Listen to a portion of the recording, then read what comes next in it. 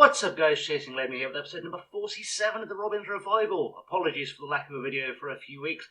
I've had some personal issues going on. I'll talk about them in another video because let's not interrupt the series with a bunch of serious non-fun stuff. Anyway, we're at the end of the January transfer window, or more or less. Let's go see what's going on.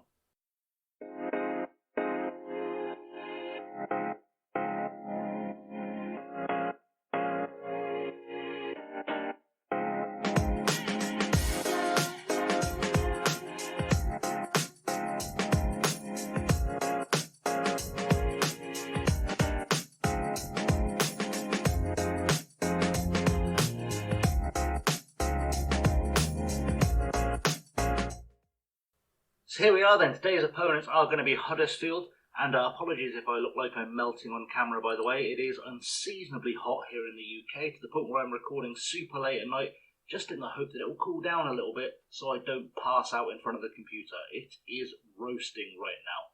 We are playing Huddersfield today. We currently sit 9th in the league table, and Huddersfield sit 2nd. We are currently just 2 points off of the playoffs, so still very much in with a chance of getting there.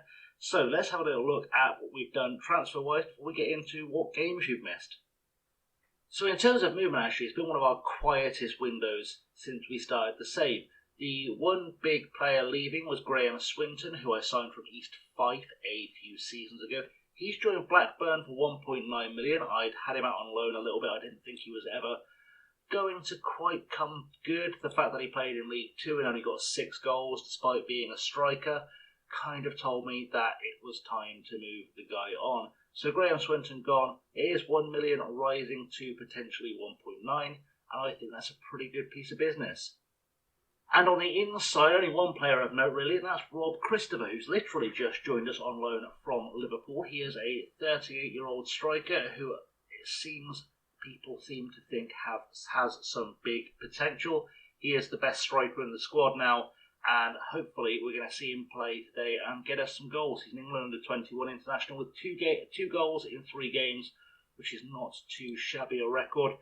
The guy has had a season out on loan at QPR. He had 4 goals in 13, which is not the worst return for a player who may not quite have been ready for Championship football, but he has played some Championship football, and he's even made a couple of appearances in Liverpool's first team, which shows you just how highly they rate the guy. So, without any further ado, we're going to see what we are doing, or what we've missed since the last episode. So our last episode was the doubleheader against Reading and Bristol City. We then played Wigan and won 2-0, goals from Brendan Land and Vilmar Ruiz. We lost 1-0 to Brighton. We drew 0-0 with Preston. We then beat Reading 2-0 with Vilmar Ruiz getting a brace. Alejandro Garnacho scored against Burnley. One of the things that's been a theme of this run of form is that we have been without a recognised striker due to injuries and tiredness, and international duty has taken some players away from us as well. We played Bolton. We beat them 5-2. Goals from Ruiz, DC, Land, Luque and Marul. Ignacio Luque no longer with the club. He has disappeared back to Manchester United. They didn't like that I wasn't playing him enough, apparently, so their loss. We then beat Sheffield United 2-0 to start January, with Vilmar Ruiz and Nemanja Motika getting goals. A 2-0 loss to Swansea in the FA Cup sends us out in the 3rd round. We then lost 3-1 to Crewe, with Land scoring. Ryan Longman scored in a 1-1 draw against Watford, and Alejandro Garnacho scored in a 2-1 loss against Bournemouth. To bring us up to date, it's been middling form, but, mid-season slump, we all kind of expect it in FM. And now is the time when it'd be good to turn it around. So, let's go play Huddersfield and see if we can in fact turn it around. So, in terms of our starting line today, then we've got Baxter in goal, Land, Webster, Odemayo and Anyaya at left back. Marul is playing as the defensive midfielder because I really had no choice due to the number of injuries, suspensions, etc. Shabuabua and Palmer in the centre of midfield, with Longman, Matika and Christopher as the attacking trio. We then have Dye, Gibson, Speck, Schneider, Garnacho, Colwell, Johansson and Appleton on the bench, which feels like I'm missing something, and I don't know what it is. Probably a striker. I'm probably missing an out-and-out striker. You can see there the sheer number of injuries though. I've got Wesley out, Windsor out, I've got international duty for Gianni, international duty for Glenn Gould. Raphael isn't ineligible because he already played for another team. I don't understand what's going on in this one. Anyway, we've got some players out missing. DC as well out missing, so we may have to make a bit of a makeshift couple of changes with the players struggling for fitness. You can see there that Christopher can only play 75 minutes. Natika shouldn't be playing 90 minutes, and Longman 75 minutes. So I've basically got to figure out how I'm going to weasel it. Do I want to try something else here? How long can Scarpa play? I mean, we'll just go with it. Let's just get it done. We've not done this in a while. I've got to try and remember how this team works because it has been some time since I booted up FM due to all the stuff I alluded to in the start of the video. But hopefully we'll get back to the swing of things with a win because that's what we really need right now. So into the dressing room, and it's another media have given you a lot of credit recently. Got there, put on a worthy display. Let's kick this one off and let's see what we can do here. I would like us to get a win against Huddersfield, although it does feel slightly difficult given their position in the Championship, given the point difference between us. But, nothing's impossible in football, and if we play the best we can definitely come away with something from this.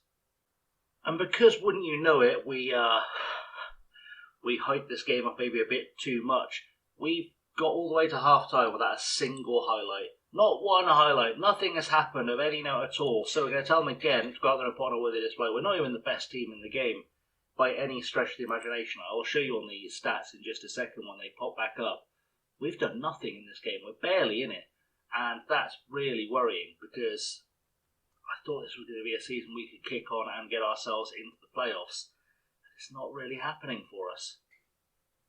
Throw in now for Huddersfield, the first highlight of the game, and Jose to Voss. I've just sent on Spectionide on the right-hand side because it was definitely time for some changes, and Matika is going to come off as well for Garnacho in just a second as the ball goes forward to Morton, to Dowell, to Arias. Ball back to Dowell. We need to win this back, and we need to hit them on the break. Collins puts the ball forward to Arias. Back to Dowell, to Pelkas. Pelkas has a pop, and Baxter tips that one wide, and we're going to keep an eye on what else we can do here. Nothing from the corner, apparently, is what's going on. And things are looking very, very shaky. Rob Christopher has not done much in this game, but I really don't have much in terms of options, except maybe sending on Pablo Appleton. And that was not a striking option I was looking to have ever in my squad, if I'm quite honest. Throw it again for Huddersfield. Stevens has the ball on the near side. Pelkas back to Stevens across, and Morton is there, but it's tipped away or goes over the bar at least. Baxter untroubled is the best way to put that. And I feel like I'm going to push things forward a little bit. I'm going to push things into a more positive mentality. It might cost us because we're not really in it possession-wise, but I feel like we've got to try and snatch a late winner here. And I don't know if we can snatch a late winner. We're very, very deep into the game. We're into injury time. Things maybe not the most exciting game in the world, but honestly, a point here isn't the worst result we could achieve against a team who do sit second in the Championship. As Baxter puts a free kick forward, Garnacho heads it on, doesn't really find Appleton, and now we're in trouble. Ayose, ball goes across, but Webster cuts it out. Back to Baxter. Are we going to go and snatch a late winner here? Big ball forward from Baxter. Not really anyone there. Phillips will claim that all day. And I'm wondering where this highlight is going because there's nothing of any note really happening. Some back and forth between goalkeepers potentially. Campbell on the ball though. Campbell has a pop and it's just gone wide. Baxter just does the save to make it look like he tried, if we're honest. And this could well be the last kick of the game here as Baxter with the goal kick puts it forward. Anyone going to get there? And Voss heads it away. Garnacho tries to get his head onto it. That is full time. It's a 0-0 draw, and honestly, a 0-0 draw with a team with a lot of players missing is probably not the worst thing we could have achieved there. I think the boys have done us actually quite proud, and I think we've proved a lot of people wrong. Everyone seems quite happy, and I guess that means we do a quick episode to come back with, which is quite nice. Quite nice indeed. We'll see how things progress though from here on out. Right, so let's go see who we're going to be playing in the next episode, I guess. Right, so we've got about 15 games left to play in the season. So I've decided our next live com is going to be this game against Charlton on March 13th.